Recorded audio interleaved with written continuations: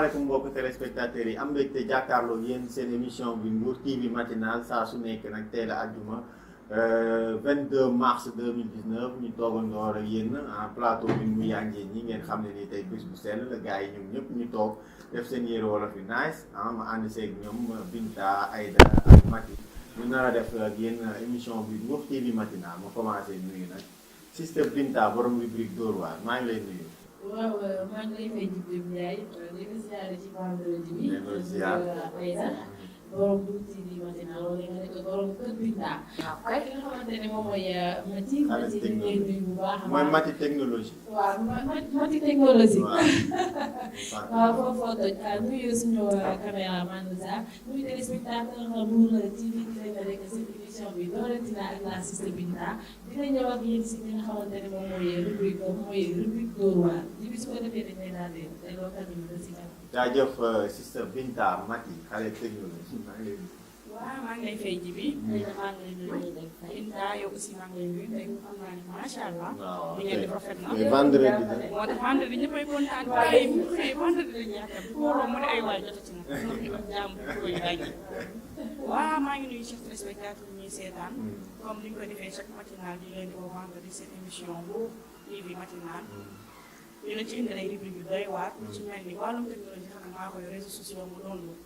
nekk ci temps. xale yi bëgg ko loolu aussi moom ay danger yu bari. voilà bu ñu waxee waxaat ci WhatsApp tey. ñu ci waxee woon démb danger yu bari. ba tey WhatsApp tey ba tey WhatsApp. WhatsApp moo ñu amee WhatsApp. voilà kon ma jox Aïda borom société dëkk beeg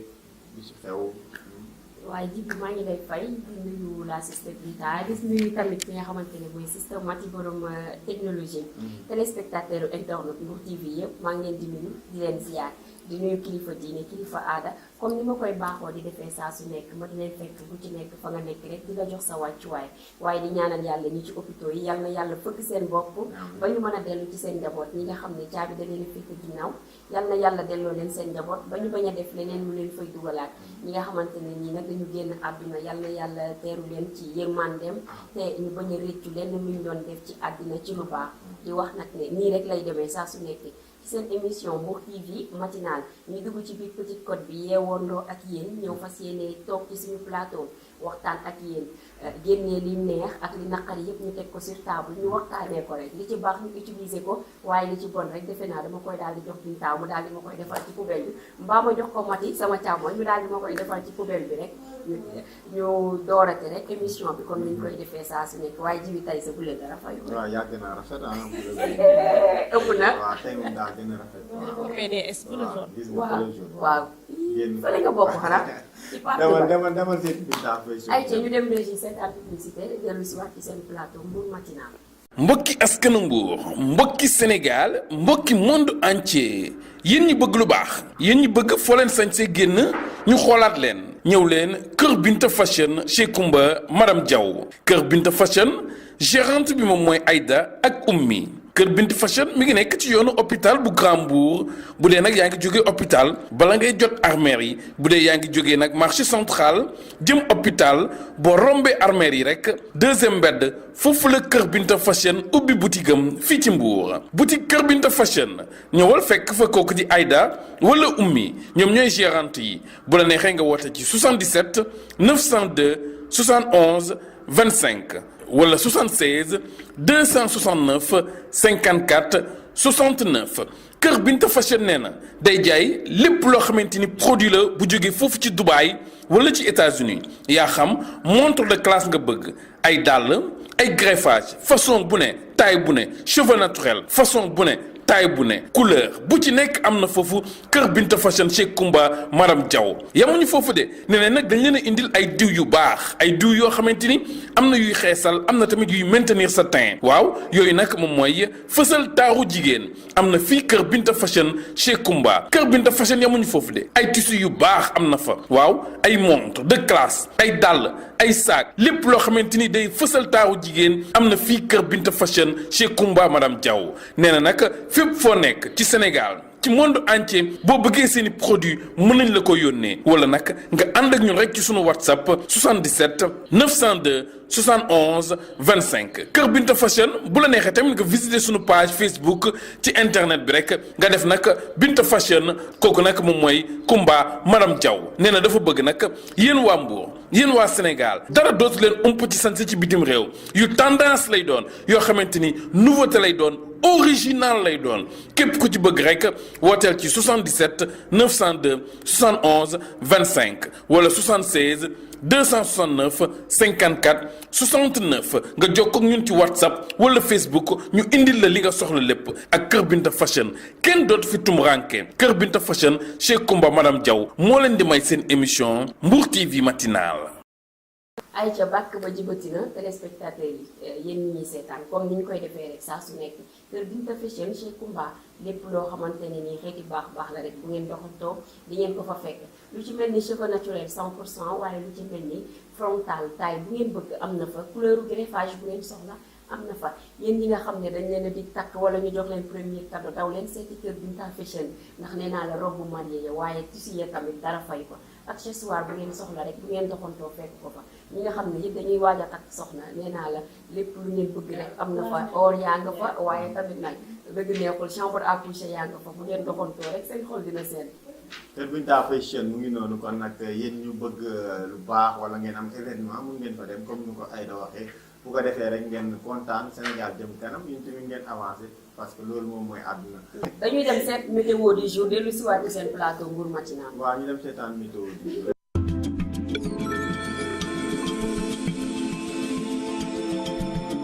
Mesdames et messieurs, bonsoir. Des pics de chaleur sont présentement notés sur une bonne partie du territoire sénégalais, notamment vers les localités de l'intérieur, où des températures excédant les 44 degrés sont notées par endroits. Nous en reviendrons un peu plus tard. Cependant, le temps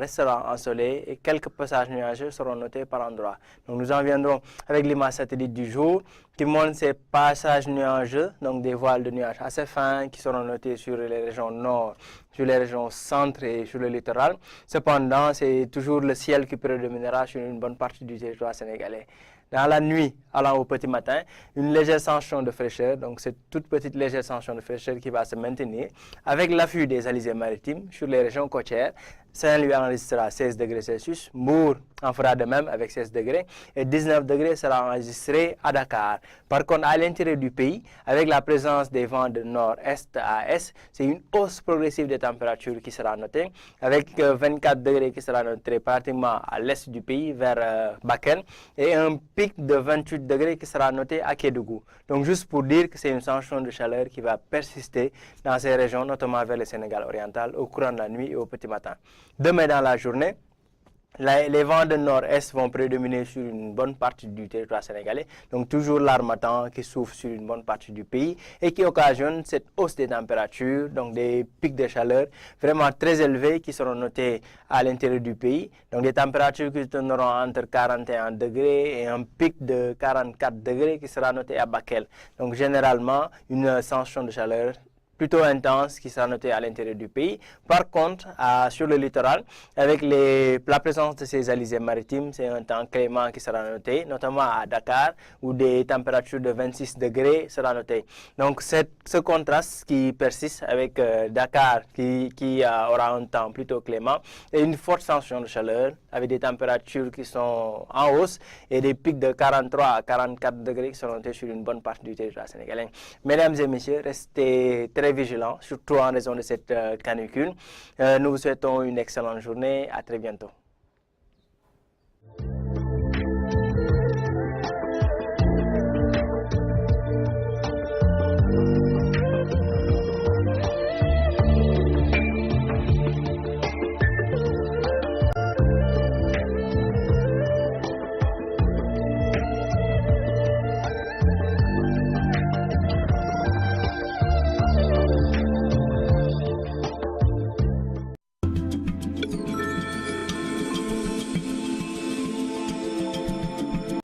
météo du jour waaw mu ngi noonu kon nag gis ngeen li nga xam ne mooy prévision yi ak dëkk bi nu mu mel des fois boo xëyee day sedd nga war a xam lan ngay sol wala nga xëy mu ngoon gi mu tàng nga war a xam lan ngay comporté woo surtout nag ñi nga xam ne ñooy dem ci géej gi ñu xam ñoom tamit nan la ñuy def parce que loolu am na solo ndaxte nag météo ñoom dañuy xam prévision yi nu muy demee ba mën a aar ñi nga xam ne ni ñoom ñooy nekk ci géej gi ñu ñëw nag ànd ak Binta ci rubrique Dóor waar Binta nga indi ñu tey lan ci rubrique Dóor waar. tey si seen rubrique Dóor waar ci Diop Ndiaye dañuy daal di xuus rek ñu daal di xool ñi nga xamante ne ñoom ñoo yor wàllu njàngale professeur Djibi Diop Ndiaye loolu su ci wax dinañ ci sawar loolu ndax maanaam avant tout d'abord dañuy wax li nga xamante ne moom mooy professeur maanaam lan mooy professeur bu nekk koo xamante ne dafa nekk éducateur maanaam éducateur dafay yaraat ki nga xamante ne ñoom lay yor waaye professeur Djibi avant tout d'abord dañuy suivre li nga xamante ne moom mooy formation ndax lu waaye di def rek faaw nga jàng li nga xamante ne moom mooy formation waaye yow tamit da ngay daal di former sa bopp mooy lan suñ la formé nga ñëw si classe nga formé waat sa bopp parce que tey jii mën nga yor élèves yi nga xamante ne dañuy mat 50 personnes ou bien 40 personnes nga yor ne neexul ku nekk jikkoom ku nekk ak comportement waaye doo yem si li nga xamante ne mooy jàngale bi waaye ku nekk da ngay daal di composé moom ba li nga xamante ne moom la ñu wuti maanaam xam-xam am na ñoo xamante ne daal loolu li lay fekk ci tey jii da ngay gis benn professeur boo xamante ne bu ñëwee dafay daal di yem ci li nga xamante ne mooy kuuram tey jii mën ngaa am moom 2 heures cours bi soob la ndaxte cours bi la soob sa waaye ki nga xamante ne mooy joxe cours bi professeur bi moo lay soob ndax lan day ñëw imposé li nga xamante ne moom mooy li mu mën mu ñëw rek def loolu war na ginnaaw dem ñi nga xamante ne ñoo ñëw di xam-xam dañu lay dégg ba pare dañu ngay def lu nga dégg loolu moo amee yow gis nga yaa war a xam xoolal sa bopp ndax li ngay def loolu rek dañ ko jàngal boo demee expliqué ko ndax ñi nga xamante ne ñoo lay suivre ñu comprendre yow nga xamante ne yaay def métier bi tamit nga jox ci gëdd nga gis ñoo xamante ne day Djibi Diop Ndiaye am nañ différence ci yenn professeurs yi ñuy comporté wu loolu damay jël exemple parce que loolu dama dund loolu ñu am benn professeur français maa ngi koy nuyu passage ñi koy woowee monsieur Ndaw mu nekk koo xamante ne ku xarañ na mu xam lu muy def Djibi Diop Ndiaye tey jii mën nga defal ko pendant 4 heures doo yegg si moom lu muy jënd dafa duggee classe dina kaf dina rey bu jaree fekk sa fecc moom mooy def bu jaree fekk sa fecc dina la si ci benn sabar ñëw ci classe te démb maa ko si yow daa yaatal sabar ñëw di fecc ngay def loolu lay def ci classe su ko defee ñëpp bëgg cours bi mu continuer jógee waat ci cours bi dugg si ci neneen ñu kontaan des fois ñu leen de soir sama soir ba ci dimanche sax ñun ñoo koy réclamé demee tey jii dañoo bëgg a defal yow damay def ñàkkul am na ngeen def ak prof boobu de. déedéet defal ñu ko dara école bi lycée bi ñëpp a koy jox ndax li mu wàcce boppam dafa wàcce boppam ànd ak li nga xamante ne mooy dignité parce que dignité la ñu nekk nga jàng dara exploité dañ lay yàpp élèves yi dañ lay yàpp. boo defee noonu dañ lay yàpp. non doo ñàngal sax da ngay andi benn air boo xam ne. Binta bay bu wax sama genre bi dama ne la Djibi day jàngale moo tax moom lu ñu wax professeur bi muy kaas. déedéet jàngale ma dama non moom loolu si lu muy wax. waaw pédagogie bi ngay wax loolu mun nga am pédagogie sax nit ñi mën la fonk mais am na nooy mel élève dafa gaaw a yabaate parce que démb wax nañ fii nii xaw ma Aïda moo ko wax xaw ma Mati da ngay gis kuy jàngale ñu lay snap di la di kii wala nga am erreur bu ndaw mun nga fàtte tëj sa benn bouton wala nga def dara élève yi toog fële di la kaal élève du mbokk de élève du mbokk waaw mais du ñu jaar nañ ci élève yi xam ne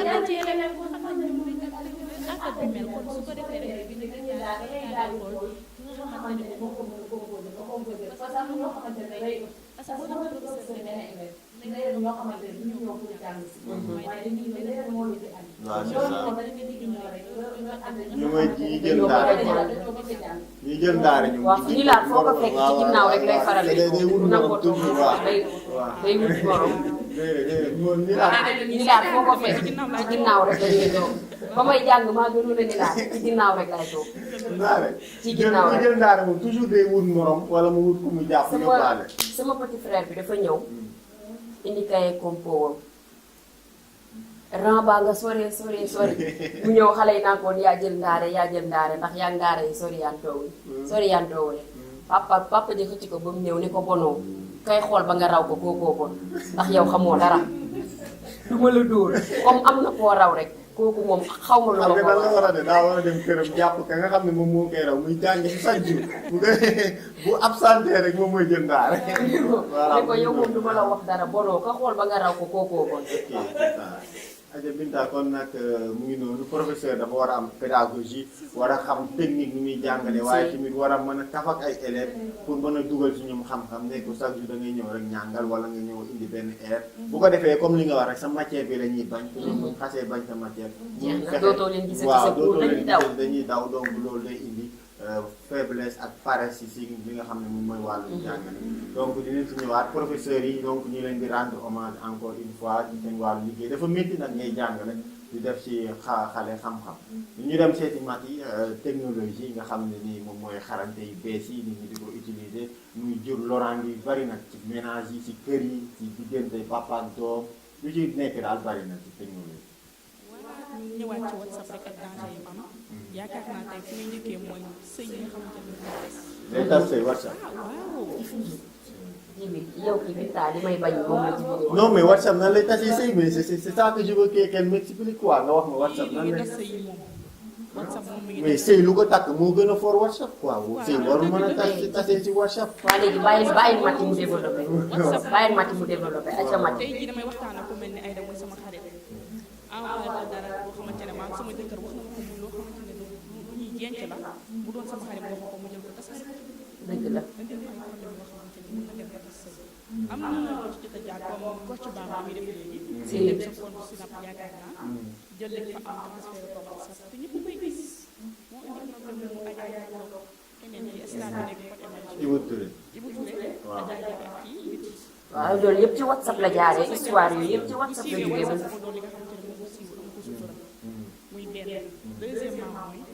ngeen baal ma mais borom jabar yi daal mooy seen bopp ci WhatsApp parce que ci la ñuy doxalee c'est-à-dire. ci la ñuy doxalee ci groupe WhatsApp yi la ñuy profité wee du borom groupe jabar mais yi da ngay mooy- toog téye sa téléphone nii yomb na ngay téye nii rek def sa téléphone xam nga dañ téléphone nii léegi ñu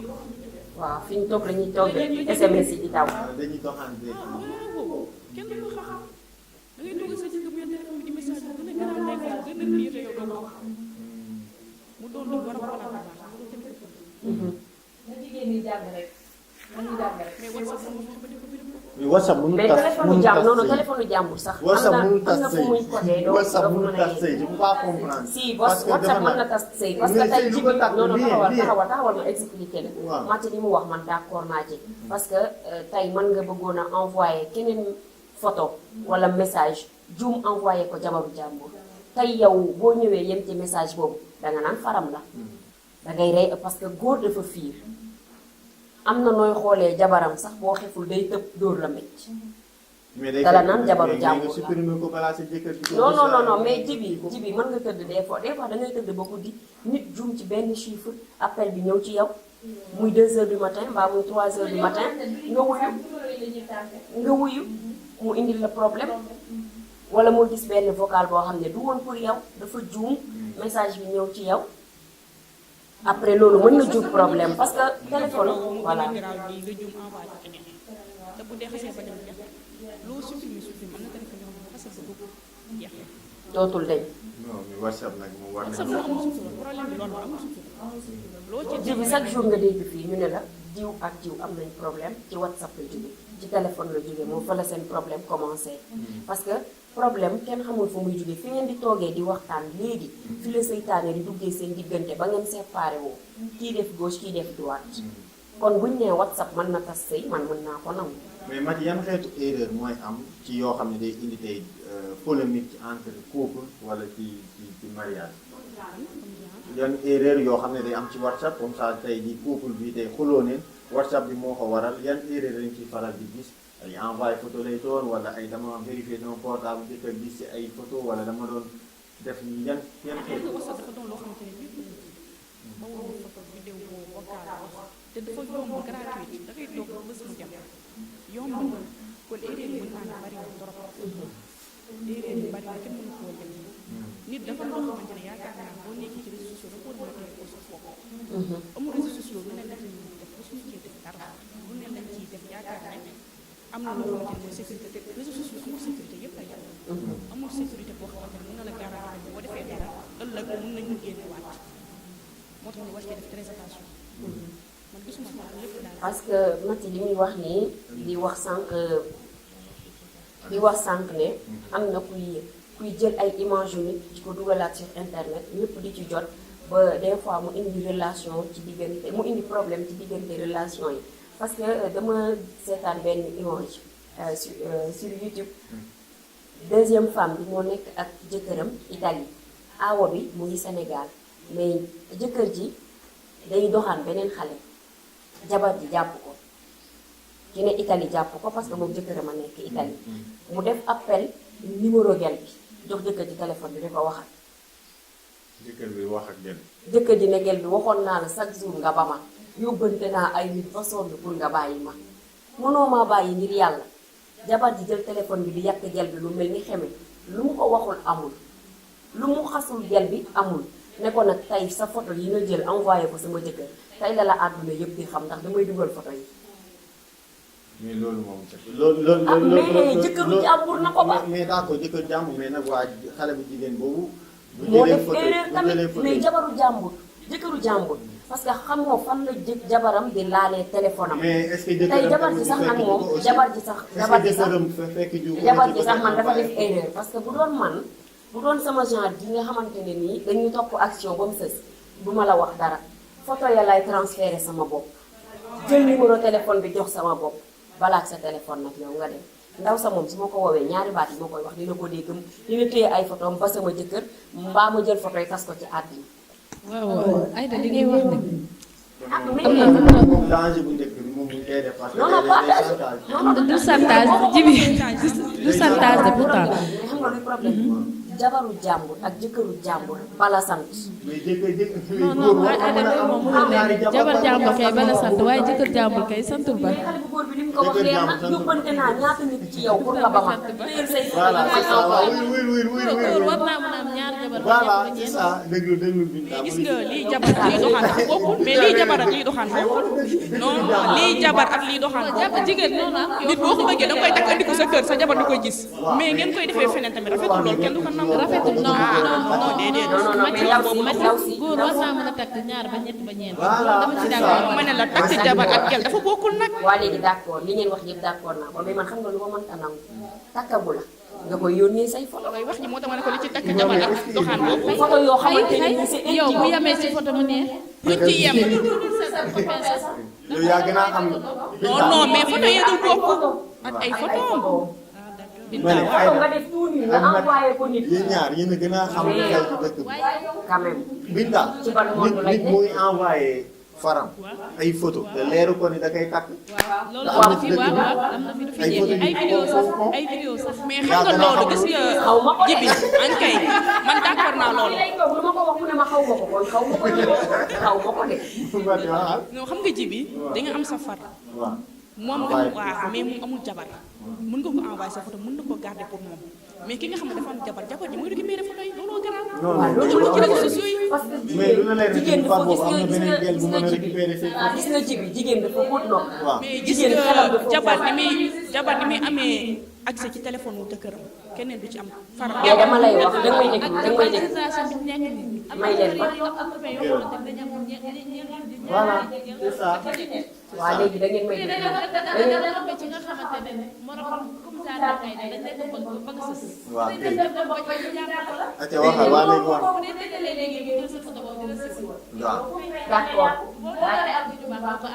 d'accord man lii kii wax Mati wax bañu ma ko de mais dama ne la jigéen xelam dafa xóot gis nga dañuy wax ne iPhone yi empreinte moo koy tijji mën nañ laa ba nga nelaw ñu yëw sa loxo bii di la raay ba nga nelaw ñu jël sa baaraam bi ne ko dut ci téléphone bi mu tijjeeku ñu jàll ci sa ginnaaw tëdd foo xalaat ci téléphone bi dinañ ko vérifier foo xalaat ci téléphone bi dañ koy vérifier mën nañ la ba nga nelaw ñu tijji kook sa baaraam yow doo mës a xalaat ne sa jabar am na xelum tijji téléphone téléphone daal loolu ku nekk ak sa téléphone la pour Voilà, jeexal muy waat noonu. ku nekk ak sa téléphone mais pour wan la ne nag pour wan la ne nag waaw ñi gisoon benn audio tamit li Mati di wax parce que laaj na ko est-ce que réseau xaw ma nan lañ koy wax sax dina tas sëy dina tas sëy parce que man loolu maa ko déglu benn waay dafa nekk si kaw mu takk ñaar soxna léegi moom ñaari bi ak aaw ñoo dëkk ak seen léegi ñaari bi sa jour moom day xëy dem marché jaay ndeke benn jour da doon dem marché fàtte portable néeg bu ñibbi dem mu daal di envoyé ci vocal sans départ carré ne mooy ñaari di ko envoyé yoo xam ne mooy loolu di ko jot di commencé mu ne ko yow tàggat moo tax moo baat ñu ko mën daal damaa doyal sa dama soxla mu ne ko dama bëgg may message sama baat aw bi moo def ko jëkkër may ko baat ba pare léegi ndaw si moom ñëwee marché avant mu koy baat ko ko yaay ko man sama jabar fan yi daf may woo ba mu commencé loolu di ko envoyé vocal ba ndaw si portable bi ko jëndee moo récupéré portable ndaw si comprendre mu dox ba mu war a dox ba jëkkër fase ko nan koo fase mu woo yaayam ne ko man xaw ma nga nekk sa société parce que ba may takk sama jabar damay takk jabar mu ne ko fan ci def may topp naan may ko baataat laajal na ko lan mais may baat ci téléphone te non mais nekk ah mais ji ñaata nit nga fi gis ñu may leen baat yi papier mais bari na ko leen jox la mais non l'islam dafa am ay critères yu leer. waaw loolu moom c'est vrai loolu moom gis naa ko. waaw dafa naan bañ koy tàkk waaw dafa naan bañ koy tàkk am na critères yu leer amoon na seede na may seede bi mu def investigation xool ndax kii lu muy wax. waaw loolu la wax yaayam loolu la woo yaayam di ko ko expliqué. waaw fekk moom waxtaan ak jabar ji ba pare léegi mu woo yaayam ne ko kii diw de may naa ko baat parce que fan yii daf may topp. waaw nan ngay mayee baat nag te kii Binta man daal man réew mi daal man. réew mi ji bi li ñu lay wax nii moo fi ne gis nga ñun ñii ñooy doxkat ñooy dem fu ne ba ñuy xëy suba ba ngoon jot ci suñu téléphone yi dañuy jël. gis naa bi ñu xamante ne voilà kon mu ngi noonu Maty dina ñëwaat si yow ci dernier tour table bi ñu xool li nga xamante ni moom leen nar a def pour moytu coow yi am ci WhatsApp nit ku si nekk daal boo mënee am WhatsApp nga xool ni ñu koy utiliser ci jàmm nga def ko boo mën a def nag safaan ba nag nga yem ci yow da nga bàyyi ñeneen ñi dund si jàmm parce que waaw réseaux sociaux moom daa doy waar comme ni ko Maty waxee. Aïda moom la ñuy jox moom tamit mu ñëw si société wax ni tey lan la indi ci émission bi. waaw tey jii xanaa damay dugg rek ci ñi nga xamante ne ñooy def prostituée nekk ci ñu koy waxee nekk ci biir kër yi ëpp fuuf ñi nga xamante ne dañu am seeni carte def ko métier ñëpp xam ne lii mooy seen métier. parce que bu ñu xoolee gis nañ ne dañ doon wax dafa wàññeeku mais jamono ji dañu indi beneen système boo xamante ne dañu koy masquer ak seen liggéey ñenn ñi parce que am na ci ñoo xam ne def nañ seeni salon de massage yoo xam ne uniquement dañuy masser seen liggéey lañ ko def te duñ ci def dara lu ci bokkul dañuy liggéey tax leen a jóg ñu liggéey wàcc comme ni ko Maty di waxee ñii dañuy def dafay am côté bu baax am côté boo xamante ne nii baaxul ba tax na ñu ñiy def lu bon li dañuy yàqaaleel sax ñi nga xam ne dañu yor seen dañ ko def métier te yàlla rek tax duñ ci def leneen lu ci bokkul bari na ci ñoo xamante ne seeni borom kër tere nañ leen métier massage ndax ñi nga xamante ne dañ koy rax loo xam ne nii bokkul ci massage bi muy massage plus lañ ko tuddee. massage plus lañ ko tuddee. massage plus bi mooy da ngay ñëw bëgg masser da ngay ñëw bëgg massage wala nga woote bëgg def massage dañ lay laaj ndax à domicile lay doon wala yow yaay ñëw wala yaa may yóbbu fi ma lay masser. massage plus. Zal bu ko neexee kon mu woote ne massage plus la. massage plus. parce que des fois tamit am na dañuy xool élément bi sax ba pare. parce que am na ñoo xam ne ñii jot nañ ci wax. laaj nañ leen ci seen xalaat. ñu wax ci dañuy seetaat élément bi daal di jël si waat ñu gën ko décortiquer. waaye salon de massage yi kooku ni dafa am ay nit ñi nga xam ne ñoom ñoo ko bëgg est-ce que comprendre nga. waaw ndaw ñi moom bu nu yàqoo yàgg na jamono ji moom bi ndaw yi yàqoo yàgg na ndaw ñi ñi ngi yàqu. bi nga xamante ne télé internet teew na parce que feuilleton yi ni teg rek moo raw salon de massage. non loolu moom loolu rafetluñ ko dara parce que loolu moom baaxul quoi parce que da ngay fàttaliku ne am na instant ni ci mujj jamono lañ toll quoi parce que yu bëri yoo daan dégg ni instant bi da nga koy gis te yu bëri tamit ci internet bi lañ koy jàngee ci lañ koy gisee quoi. ah man de xam naa mu duggee salon yooyu ñu naan massage la xaw ma mu ci duggee ab góor bës ma bu ma ab jigéen bësee bu sama yaram laajee leneen daa ma bës. salon de massage yooyu loolu état bi la neex. bu neexoon état bi tey mu dañ parce que man mënu ma comprendre nit jël ay coordonnées def ko ci site internet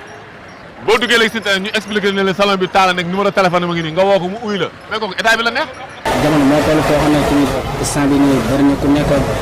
li ngay kii quoi ni ngay wutee xaalis moo waral yu bëri nit ñi ci dugg quoi. bu ñu waxoon état bi tey man dama yaakaar dafa am ñoo xam loolu da leen arrangé moo tax gars yi bàyyi ko fii daal lépp loo gis mu am fi di déroulé te kenn waxee c'est parce que état bi la neex bu ñu waxoon état bi du fanaan daf ci ànd ak ñoom. moom bu dee noonu la daal massage la mu koy waxee am la waaw baax na salon massage yooyu daal xam naa ne baax nañ ci réew mi bu dee dañ lay bës rek boo demee sa yaram métti ñu bës la man mii sax war nañ ma bës. waaw góor nag moom wax dëgg yàlla jigéen di massage góor moom du lu normal quoi góor daal moom góor a ko war a massage jigéen loolu la l'islam santaane daal. loolu moom dëgg la parce que da ngay ñëw ñu lay massé des fois ñu yóbbu seen loxo fi ñu ko warul yóbbu. dañ ci mbubb rek sàngoo ko pour kii la mais tamit cagatu la rek minum cagatu la moo waral salon de massage yu bëri yi. des fois dañu leen summeeku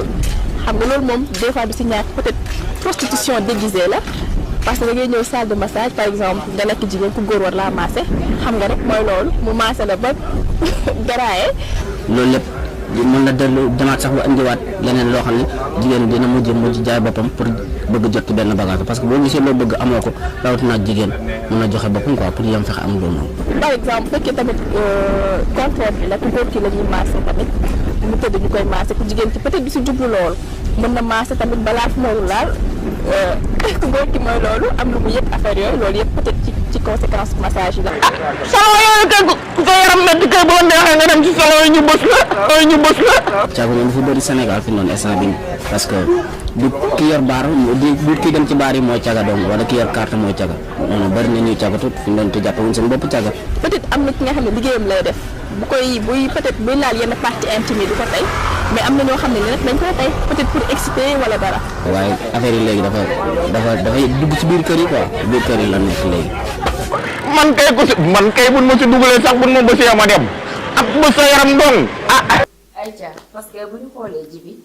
am na ñoo xamante ne nangu nañ métier bi am na ñoo xam ne nanguwuñ ñi nanguwul nag mooy ñi nga xamante ne nii comme ni ñu koy waxee rek massage plus bi mooy dañ lay laaj à domicile lay doon wala yow yaay ñëw ci salon bi wala dañuy yóbbu sa kër wala ñun ñoo lay yóbbu fu ñu lay massé buñ demee di la massé parce que am na yenn partie yoo xamante ne ni partie intime lay nekk ci nit ki ah mais ji bi loolu moo nekk ci dëkk bi gis nga man sama problème mooy wax duma ko raay dama koy toj ci digg bi parce que am na ñoo xamante ne ni booy wax fii ba suba te xaroo yax bi ci digg bi duñu comprendre. mais na nga xam noo koy xaree ni fii teel kii la de. waaw mais tamit xam nga ñun tamit dafa ñu am na yoo xamante ne duñ ko wax. mais dinañ dem ba di ko bëgg a laal ba nga xam ne ñun lii la ñuy wax. comprendre voilà massage plus bi am na yenn partie yoo xamante ne ni ji bi partie intime lay doon man ci sama gis-gis dama ne góor moo war a massé góor jigéen massé jigéen. loolu la lislaam santaane mais jigéen warta tiim góor di ko massé ku dul jëkkëram. kon Binta war nga def investigation ci liggéeyu massage parce que kii lu muy wax. jigéen warta massé benn góor di ko massé bu dul jëkkëram. parce que massage góor gi da ciy yegg dara. parce que massage bi bu ñu la koy def da ngay simmeeku serviette bu ndaw kese ngay teg sa kaw. da ngay yit dara ci moom lañ lay massé non yow ji bi am na ñoo xamante ne dañu faible dañoo am faible dañu am faiblesse jigéen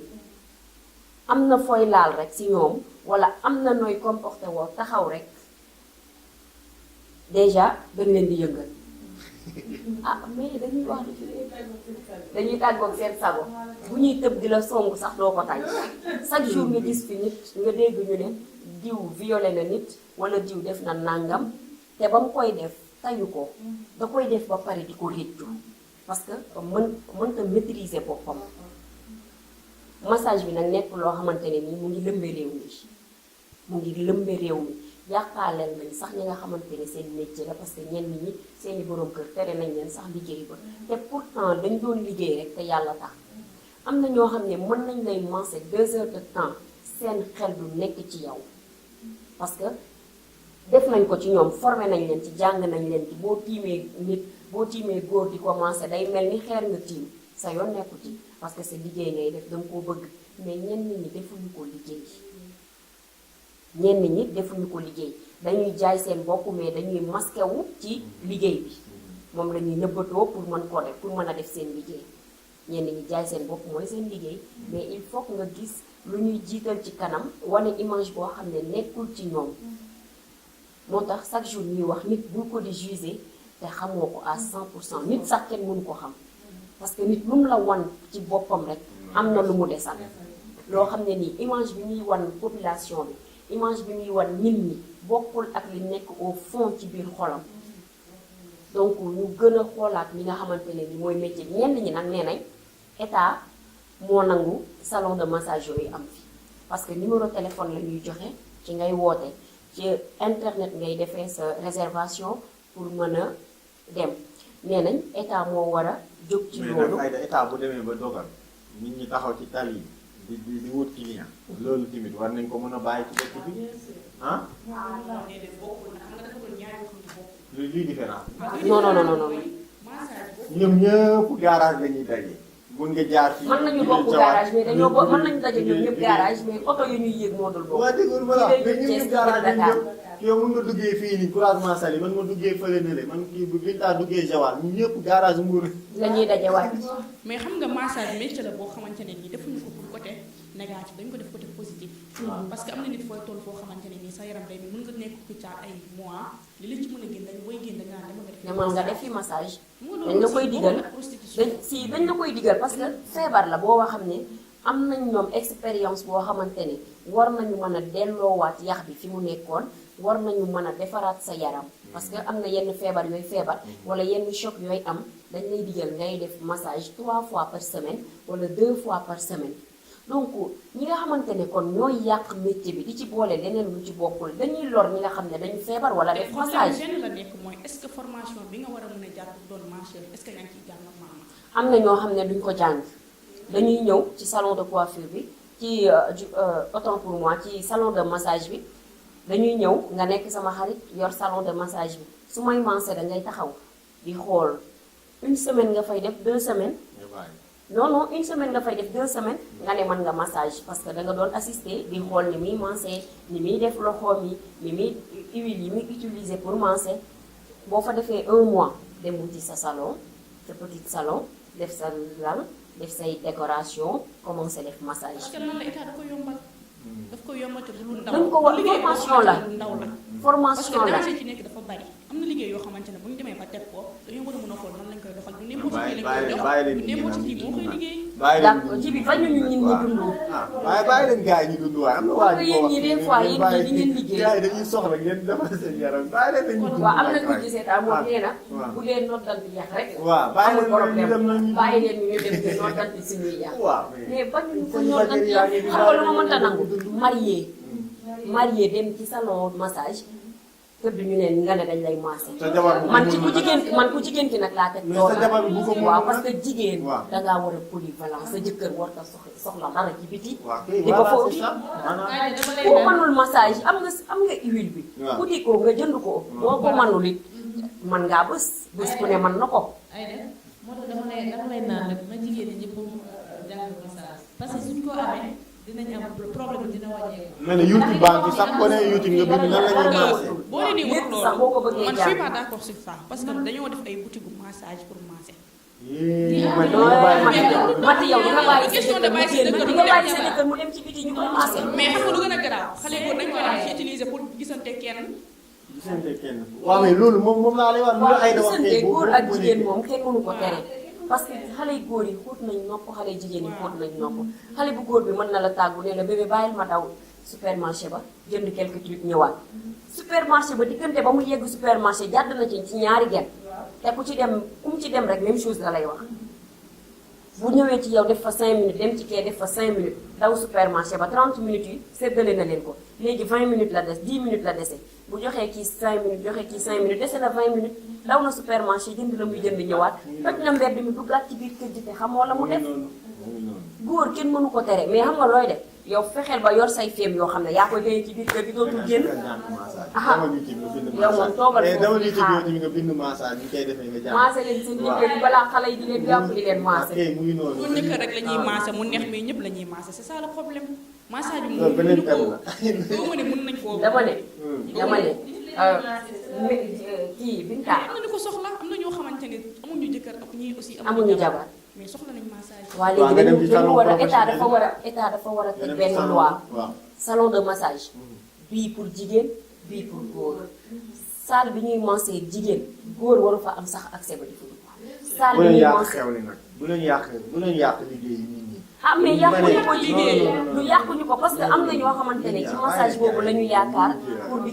ci faj seen soxla am na ñoo xamante ne ci massage boobu la ñu yaakaar pour di ci dimbali seen i waajur dem nañ ba tere nañ leen liggéey bi ndax wax yiñ ciy dégg. léegi nag bu jigéen ñi ñëwatul fee te góor ñi di ëpp ci góor ñi nag léegi jigéen ñi toog ñàkk liggéey nag. loolu du jigéen ñi mënuñu ñàkk liggéey parce que li ñu ci gis coiffeuse boo xamante ne dafay taxaw semaine bi yëpp da koy liggéey. jigéen góor ñi ñoo ñëw sax temps bi lu ci des bari góor ñi ñoo ñëw. dafa dem à nekk gis nga góor de bu bëggee ko commencé yaakaar naa day def xooli jigéen du question que ne. dafay xew moo tax. mais am na ñoo xamante ne loolu mooy seen préférable mënoo leen séparé ñoom ñaar. mënu leen a tere ñu dem ci mais nañu massé simplement rek dañuy indi massage. ñu jox diplôme comme massage ou bien attestation massage na leer na nga xam ki nga koy jox. ki nga koy jox ban façon nit la. parce que bala ngaa jox nit dara da nga koy jàngat. da nga koy xam waaw parce que am na ñoo xamante ne dañuy feebar li ñuy profité mooy ci massage yi nangam ak nangam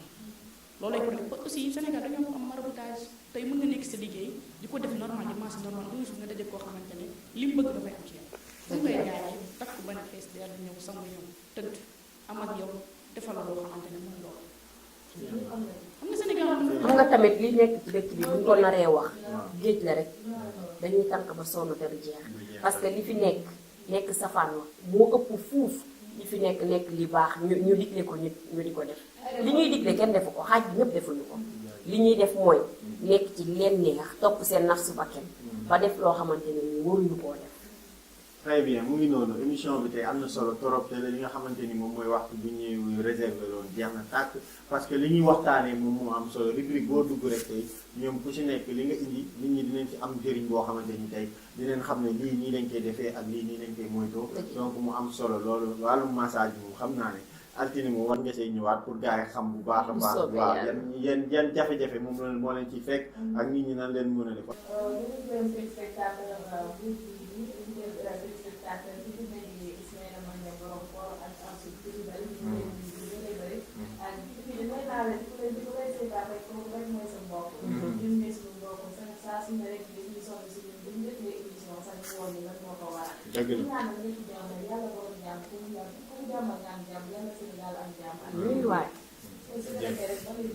inshallah acamati waaw man juste li may waxaat rek mooy conseil yi may jox pour parents yi ci WhatsApp parce que léegi am na ay logiciels yu ñu defar yu bees yoo xamante ne soo ko defee yow ci sa téléphone wala téléphone xale bi li mu mënti def di nga ko xam te loolu lu am solo la waxuma nag xale góor yi man parents yi laa wax ndax xam nga farantu ci moom des fois day doon bu ñu defee loolu du baax ci ñun ay da du baax ci yow du baax ci ñun dañ waxante dëgg du baax ah non ñun ñëpp a yem sax de yéen a tolloo quoi yéen a tolloo niveau laa wax niveau waaw yéen a tolloo yéen a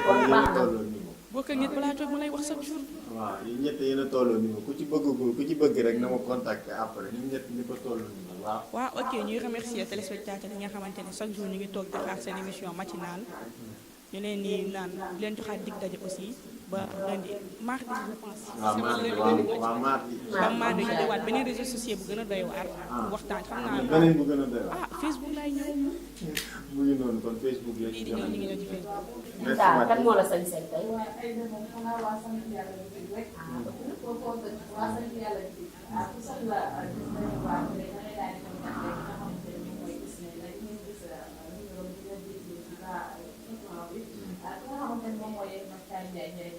waaw suñu tayee bi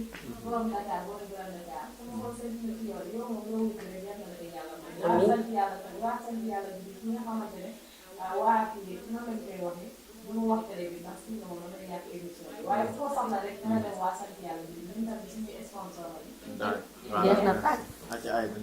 ay ca téléspectateurs yi di leen jaajëfal di am contentement bu baax a baax di yeewu di toog jàkkaarloo ak yéen di leen jox seen émission Mbour TV matinale waaye tey balaa maa jeexal nag damaa am ñaari anniversaire yi nag daf dañoo nekk ñoo xamante ne nii dañoo sës ci man lool waaw parce que tamit olof nee na montre yu baax ñëpp a bokk heure waaye yu bon yi ñooy daje ca horloger ba ngir mu am lu muy dépassé damay wax régie rek ñu daal di may jox photo bi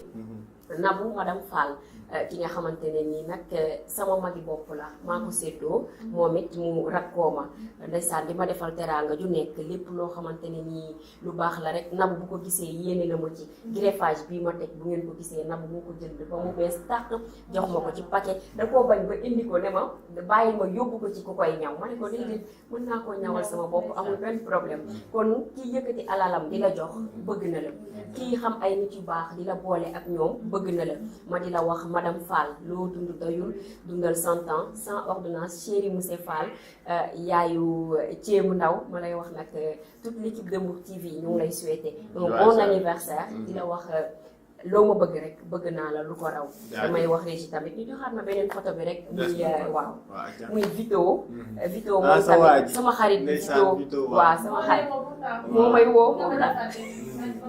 parce que ci biir émission bi maa ngi gis appelam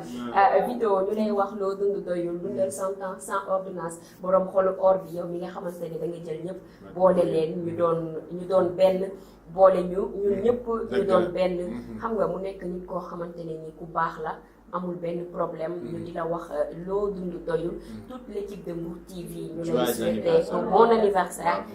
Vito sama xaritu xol bi sama seetoo sama jikkoo de kër waaye sama xuloo waale la nag des fois dañuy laalal jamono tey bu ma xuloog moom parce que sa birthday la voilà léegi mu ngi noonu kon nag ñu la ñuy souhaiter joyeux anniversaire aussi kii naa borom Isaac Mbour moom tamit day fête anniversaire am waaye Vito mi nga xamante ni moom tamit borom baax la ñu ngi koy souhaiter joyeux anniversaire madame Fall aussi comme ko Aïda waxee yéen ñëpp tey bés bi na ngeen noos def lu leen neex kon seen bés la donc joyeux anniversaire à vous tous di leen jox dig daje kon Aïda ba lundi incha allah.